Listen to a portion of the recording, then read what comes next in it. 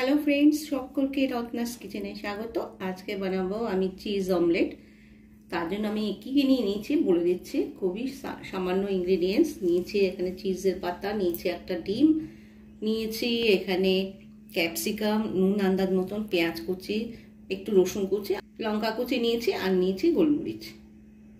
এবার একটা বোল নিয়েছি, নিয়ে এবার ডিমটাকে ফাটিয়ে নেবো। খুবই ভালো একটা সুন্দর একটা রেসিপি, এবং বাচ্চাদের দিলে তো বাচ্চারা চকচক করে খেয়ে নেবে, খুব ভালোবাসবে। বড়রাও কিন্তু এটা পছন্দ করবে। অবশ্যই কিন্তু আপনারা এটা ট্রাই করবেন, আর পুরো ভিডিওটা অবশ্যই দেখবেন। এখানে যা যা ইনগ্রেডিয়েন্টস রয়েছে সবই আমি দিয়ে দেবো। দিয়ে দিলাম ক্যাপসিকাম কুচি করে নিয়েছি, আর নিয়েছি পেঁয়াজ কুচি। পেঁয়াজটা একটু বেশি দিয়েছি একটা ডিম আন্দাজে, আর দিয়ে দিচ্ছি আন্দাজ মতো নুন। এখানে কিন্তু চিজের মধ্যে কিন্তু নুন থাকে, তাই জন্য নুনটাকে একটু সামান্য কম দিতে হবে, মানে বেশি দেওয়া চলবে না। এবার ভালো করে ফেটিয়ে নিচ্ছি। একটা তাওয়ার মধ্যে দিয়ে দিচ্ছি সাদা তেল, দিয়ে দিচ্ছি গোলমরিচের গুঁড়ো, অল্প একটুখানি গোলমরিচের গুঁড়ো দিচ্ছি। ঝালটা আপনারা স্বাদ অনুসারেই করবেন। এবার কিন্তু তেল কিন্তু একদম গরম হয়ে গেছে। এবার ডিমের ইয়েটা ছেড়ে দিচ্ছি।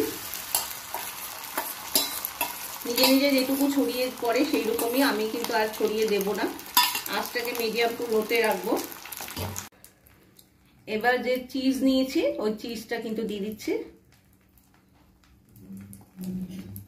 এবার উল্টিয়ে মানে রোল করে দেবো। এবার রোল করে দিচ্ছি। ভীষণ গরম, আমি হাত দিয়েই করে দিলাম।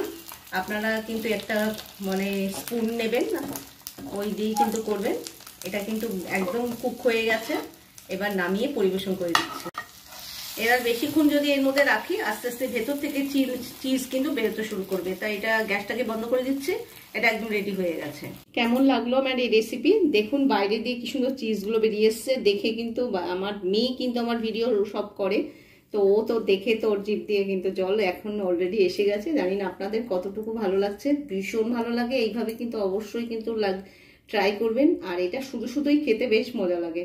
আর যদি চান তো তাহলে রুটি, পরোটা এগুলোর সঙ্গে খেতেই পারেন। তো যদি ভালো লেগে থাকে অবশ্যই কিন্তু লাইক দেবেন, শেয়ার করবেন সকলের সঙ্গে, আর সাবস্ক্রাইব করতে ভুলবেন না। আর বেল আইকনটা অবশ্যই ক্লিক করবেন। ভালো থাকবেন, সুস্থ থাকবেন, বাই।